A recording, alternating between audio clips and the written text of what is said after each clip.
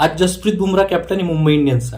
टॉसवरती तो म्हणला की ही न्यू रिस्पॉन्सिबिलिटी आहे, न्यू चॅलेंज आहे. बघूयात तो कसा परफॉर्म करतो.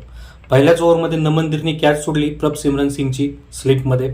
आणि पर्सनली मला वाटतं नमनदीरनी या सीझनला बॅटिंग चांगली केली आहे, बट फिल्डिंगमध्ये खूप अपॉर्च्युनिटी मिस केल्या आहेत त्यांनी, आणि त्या खूप कॉस्टली झाल्यात मुंबई इंडियन्ससाठी.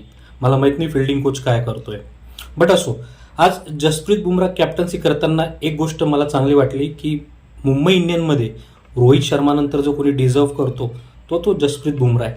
कारण तो त्याची फर्स्ट मॅच त्यांनी मुंबई इंडियन्ससाठी खेळली आहे, आणि तेव्हापासून तो मुंबई इंडियन्ससाठी बढिया परफॉर्म करतो.